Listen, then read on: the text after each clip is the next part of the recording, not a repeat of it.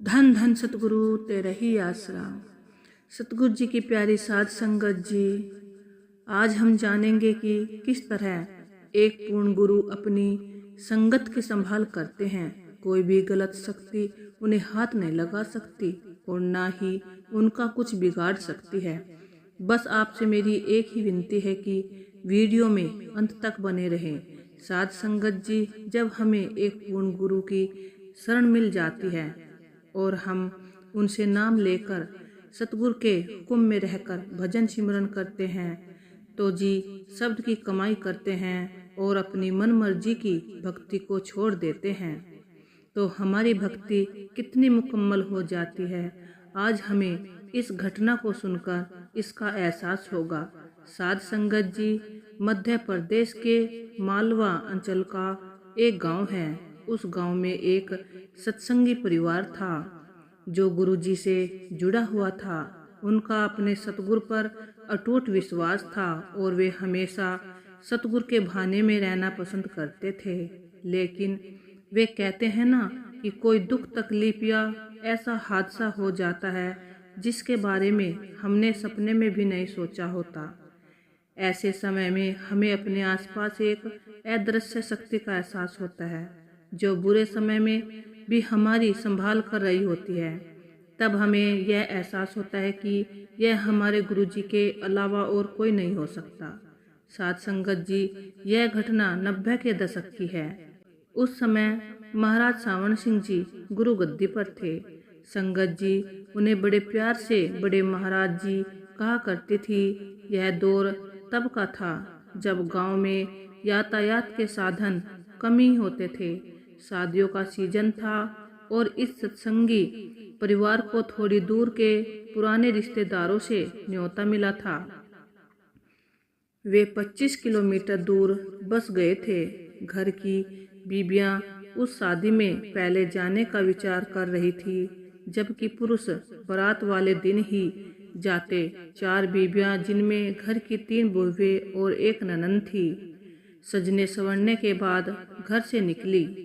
खेतों के रास्ते चलते चलते दिन का तीसरा पहर हो गया।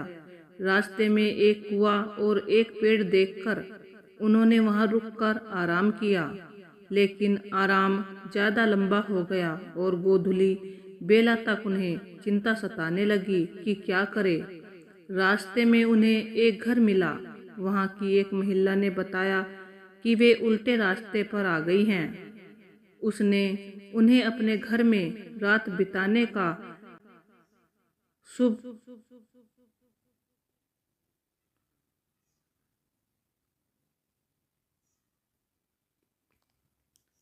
उन्होंने अपने घर में रात बिताने का कहा।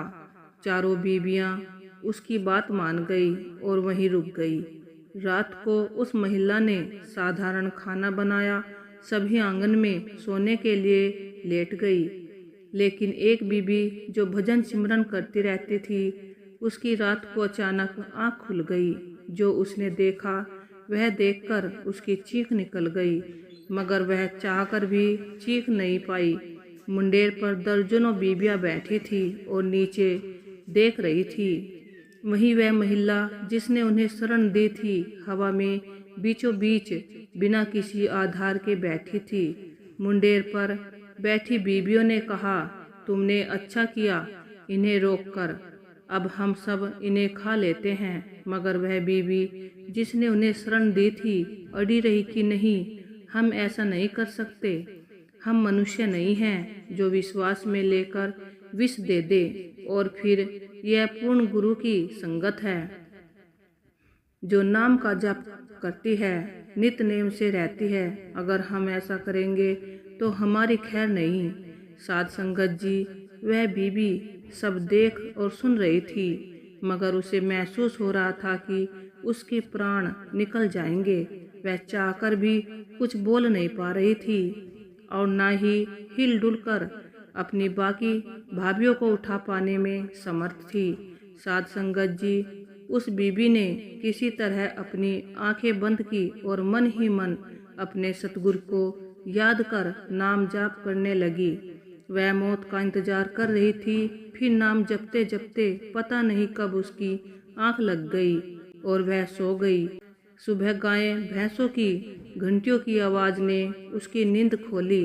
जब चारों बीवियां जागी तो देखा कि चारवाहों ने उन्हें घेर रखा है।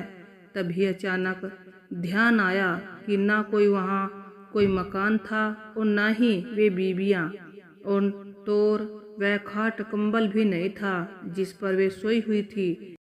साध संगत जी, वास्तविकता यह थी कि वे चारों जमीन पर ही लेटी हुई थी, मगर यह क्या था किसी को कुछ समझ नहीं आया। उस चौथी बीवी जो उनकी सबकी ननद थी ने रात की बात बताई। उसने क्या देखा यह सुनकर सबके होश उड़ गए।